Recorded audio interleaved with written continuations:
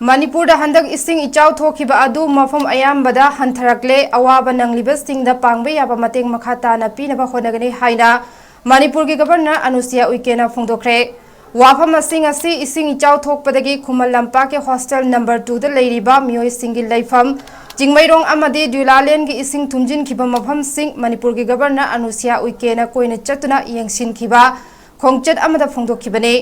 Anusuya उइकेना high Manipur खंगहौदना थोरकपा इसिंग इचाउ अदुना मफम कयादा इसिंग थुमजिन खिबा अदु मफम अयाम्बदा हंथरकले इसिंग इचाउना मरम ओइदुना relief camp सिंगदा लैरिबा मियोय सिंगदा dry ration याउना मतेंग कया पिरे मखा ताना अवाटपा सिंग यंगसिनगने लेंगा की मैकेदगी अमदी NDRF STRF याउना तोंगान तोंगानबा डिपार्टमेंट सिंगना मियाम की मतेंग पांगले मसीदा अवाट अपा लेरबसु लेंगाकना यंगसिनगदबनी हाइखे और जिसकी वजह से काफ़ी लोगों को रिलीफ मिला। अगर आप लोग नहीं होते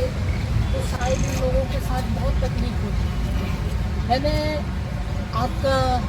जो वहाँ दिल्ली में प्रोग्राम हुआ था, आप थे क्या वहाँ पर? तो आप लोगों से मैं सब लोगों से मिली थी, रक्षाबंधन का कार्यक्रम था।